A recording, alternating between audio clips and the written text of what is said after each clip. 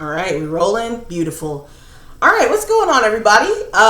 Back again. I hope you just watched the video that I released a couple of minutes ago. It was about Bitcoin. Just don't get rocked to sleep. But one of the points that I made at the end of that video was talking about the quality of life in America. And it's kind of funny because I had this conversation with a loved one recently, and she was like, I get so sick and tired. She works in like the fashion industry, so she talks about, high fashion. She talks about like the materials of clothing and all this stuff that's significantly over my head. I thrifted this shirt, so like that's way over my head. And she comes back to this idea where she's just like, I'm just blown away by how low quality things are in the luxury space. Even it seems like you have to be paying like top dollar to really get nice clothing at this point. You can't just go in and find, a cotton shirt anymore the same way that you used to. It's going to be like polyester. It's going to be all these things. And she's absolutely right. But I don't think that, that we got to the root of the problem. And I know what the root of the problem is. She knows what the root of the problem is, I'm sure. But I don't know if everybody else knows the root of the problem. So I just wanted to talk to you guys about it because I think about it all the time, and I talk to people all the time who are dissatisfied, but they don't know the answer. And the truth of the matter is, when you have a currency like the US dollar that is inflationary, right? I've touched on this before in previous videos, but I want to really get to it here. When you have a currency like the US dollar that's inflationary, every single quarter, right, when you're a publicly traded company, and it goes for private companies too, but let's focus on publicly traded companies for the little moment here. You have to release quarterly reports, and then you'll release an annual report at the end of the year, right? Whenever your fiscal year ends. Every quarter, you are supposed to be better off than you were the previous quarter. So a quarter, for those of you who are really new to the game and you don't even know what that is, every 90 days is a quarter of the year, right? You divide the full calendar year up into 4 pieces. You get 90-day sections 4 times. Whenever you report earnings each quarter, that's what causes the market to do those, massive jumps or drops or whipsaws, and it just chops in the middle after earnings are reported. Those earnings reports create the narrative behind which investors will either put their money in or take their money out. You following me? So if, let's say, ABC Corporation builds t-shirts and I don't know what else. I guess you wouldn't build a t-shirt, creates t-shirts. And they had a quarterly earnings report in Q1 and they made $7 billion, right? People were loving them shirts. You know what I'm saying? And then the next quarter comes around and they report and it goes down to 4 billion. And they say, hey, there was no rain in Brazil this year. So the commodity prices are sky high. We're going to have to raise the cost of our shirts even more. And we're not even going to be able to make as many shirts as before.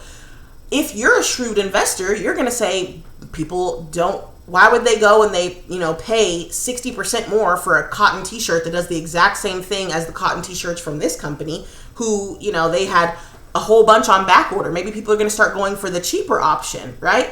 So they're going to move their money out of ABC Corp and go to DEF Corp and buy their t-shirts instead, right? This process is what creates the, earnings cycle. This is what creates money's movement in the market. You feel me? People are always trying to look and see, okay, what's the guidance? Like, what are they saying is going to happen in the future? They want to be able to feel confident in where they're placing their money. You know what I'm saying? So what happens then if in Q1 it was 10 billion or 7 billion or whatever, right? Say 10. Then Q2 is 7. Then Q3 is 5. Then Q4 is 4.8, right? You say, well, they didn't lose as much in that fourth quarter. Sure, that's true. However, at the same time, any CEO who's worth his or her salt, right, worth their weight, they are not going to want to allow this to happen. If there's anything that they can do to make sure that their numbers look like 10, 10, 10, 10, 10 at the very worst, or 10, 10 and a quarter, 11, then 10.75, right? To be able to be relatively consistent, that's what they're going to do. Okay? So stay with me here, because this is when people, they lose the plot a little bit. So then what happens when we have a situation where, let's say, everything's fine on the commodity side of things, right? But there's a synthetic fiber that comes out. Synthetic fiber, and it's 56% cheaper than cotton. It doesn't have to go and be harvested and transported. It's manufactured right around the road from their biggest, manufacturing plant, their biggest t-shirt plant. And it can be spun to look just like and feel just like cotton. What happens? Right? They say, okay, well, what is the side effects of it? Oh, well, it gives you cancer if, you sweat in it and the sun is real hot and it's baking those chemicals onto your skin, and, your skin is the largest organ on your body. So it does. But that's only if you wear it every single day and you're in a really sunny area and it's over 85 degrees. The CEO, any CEO who has more than 2 brain cells, which, may be hard to find a couple of them, but they're going to say, they're going to chuck up the deuce to all of their suppliers for the cotton. Maybe they'll keep a couple of them just, to say like, hey, these are the original blend, and we'll make the original blend a more expensive shirt now, but hey, we got this cheaper version of the exact same looking shirt. Come buy it. A lot of Americans in particular, we don't check to see like what changes are happening. We're just happy price went down. Oh my God, that's fantastic, right? Looks so good. And oh my gosh, wow, our inflation, it's down so much because all these people, they're saving all these money, all these genius CEOs, they're saving all this money. This is incredible. My dollar's going to go so far. But what you don't realize is you're sacrificing quality, right? So where am I going with this? What they're going to do is they're going to pump out as much of that cheaper option as possible. And people inherently, especially as, the economy as a whole gets tighter, they're going to go for the cheaper option. If it looks the same as the more expensive option, why are they going to spend the greater amount of money? They wouldn't. It doesn't make any sense. Well, some people would, but it doesn't make any sense for the average Joe to say, well, man, money's already tight. I don't really want to spend 20% more on my clothing than I have to, right? And this goes across the board for more than just clothing. It's food. It's everything. You're going to start seeing, you see all these weird filler ingredients and stuff. Do you really genuinely believe that it would be harder to crank out just a basic Twinkie that's a grass-fed butter, some flour, some sugar, some eggs, versus a laundry list of chemicals that they have to put in there to keep it preserved, right? It's all because they want to be able to keep it and shelf stable for as long as possible and ship it all around the world, and they don't really give a insert your favorite 4-letter expletive in the blank, right? They don't care. So in this situation, people are like looking up after 20, 30 years and they're saying, oh my God, the quality of this is shite. I hate this. This is terrible. Like, and it's only getting worse. What's going on here? And this is what happens when you base your entire economy, the entire way of life around a currency that is inflationary, right? And declining in value. This is the problem. So I got a little, let me see. Ooh, yeah, see, I'm upgrading my production quality here. So this is just a little article that I saw from May of this year that just the first line really was what I wanted to touch on. Check this out.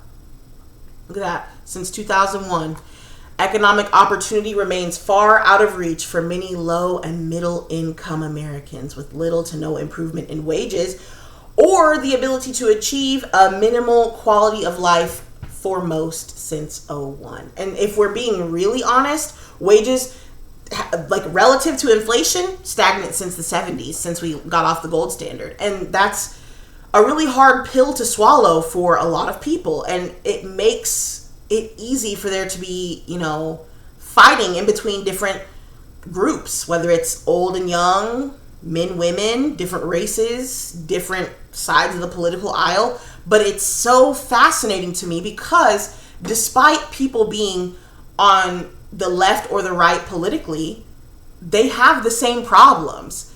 The only issue is people can't seem to understand that there's more than one way to skin a cat, and that both parties, right, have validity to their arguments. Like, no, you can't just spin your way out of a problem. It doesn't work that way. Everybody's quality of life is going to get worse. And at the same time, like, no, you can't just allow free reign for businesses to do whatever, because then all of a sudden you're wondering why you have a big pink haze of fog floating over your neighborhood and there's no birds that are flying around anymore. Oh, and everybody's got lymphoma stage 3 by the time they're 15. Like, there's a happy medium between the two. But it's difficult, right? When people are in a fight or flight mode all the time, wondering how they're going to bridge the gap because they ran out of money on the 18th and the month ends on the 31st, right? There's a problem. And you can't think clearly. You can't organize. You can't do, you can't have a logical and unemotionally charged conversation when you're having that conversation from a place of lack. And unfortunately, what's happening and what was going to continue to happen is, as this gets worse and worse, as the US dollar continues and continues and continues ad infinitum to lose money, you're going to see the fighting get worse. You're going to see the social and civil unrest get worse. You're going to see problems that we didn't have problems like this, 10, 20 years ago. It's going to be worse and worse. And with advancements in technology taking away traditional jobs, you have to find a way to maintain, or a way to keep a little bit of purchasing power. You say, well, Hunter, that's easier said than done. Like, what do I do? I would like to refer you to my video that I posted a couple weeks ago about getting your first $1,000 saved up. I should have made another one to say saving your first 5K. I'll make sure that I upload that soon. But what I need you to understand is that you have to figure out a way to make your situation better, because it's not going to get better if you keep doing what you've been doing. This is the thing I always say, conventional results or conventional behavior gives you conventional results, right? You're only going to get what you put in, and it's only going to diminish. Like, if you only do a 9-to-5 job and it pays you $4,000 a month, and your bills right now are $3,500 a month, your rent's going up if you don't own your home. And even then, property taxes are going to go up, so good luck there, right? Price of gas, price of food.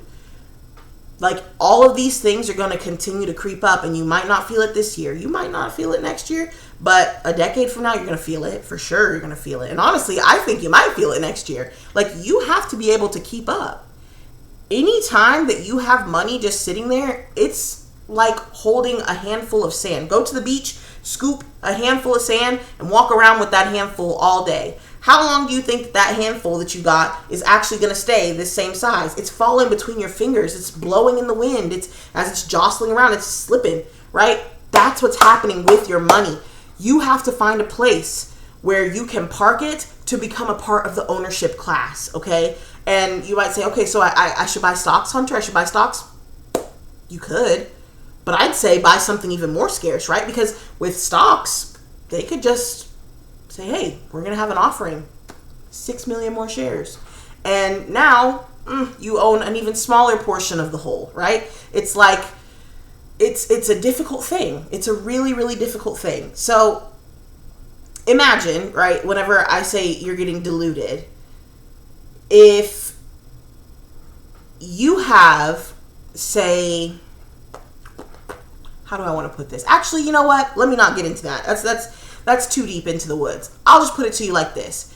Whenever you have shares of a company, if they want to create more shares and they want to say, hey, yeah, we need some more money, you're kind of at the whim of the company. And now it's going to take even more capital to go into the company to bring the stock's price up. Let's keep it that simple, right? It's going to take more money poured into the stock in order for you to see that movement. So that appreciation, it's okay.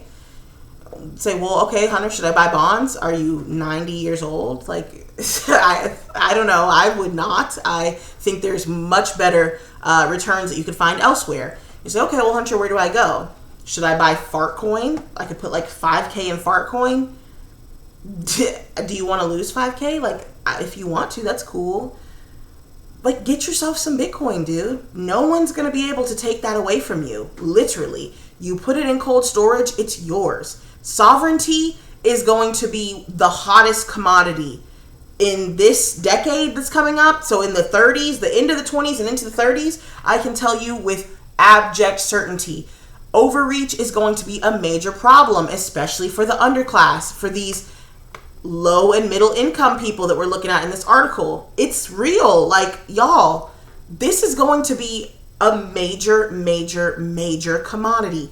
Being able to control your own money, cutting out middlemen, and saying, I actually care quite a bit about the quality of the things in my life.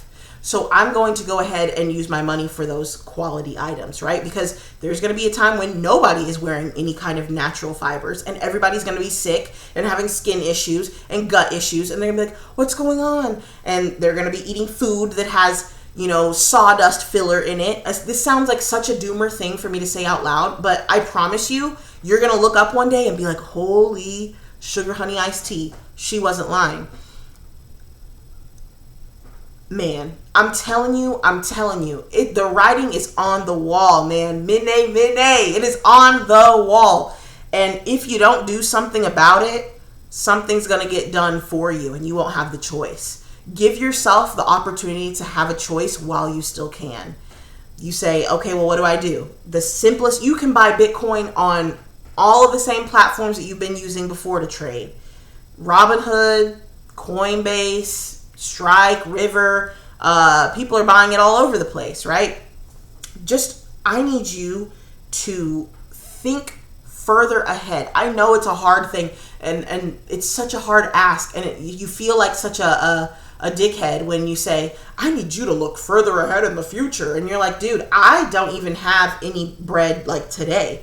We talked about this in a previous video. If I'm smart enough to know how to link it here, I'll put it in one of these four corners. But you have to start preparing for the rain while the sun is still out, because when it rains, it pours. You know what I'm saying? And I don't want to see how bad it can get. I'd rather you be asking yourself, how good can it get? Right? So I don't want to scare anybody, but I do want to induce a sense of urgency, right? There's a limited amount of time, and there's a limited amount of Bitcoin, and you can either take advantage of it now or you can regret it later. Like, if you really genuinely don't think, in 10 years it's not going to be worth a single thing, all right, are you willing to live with the consequences if you're wrong?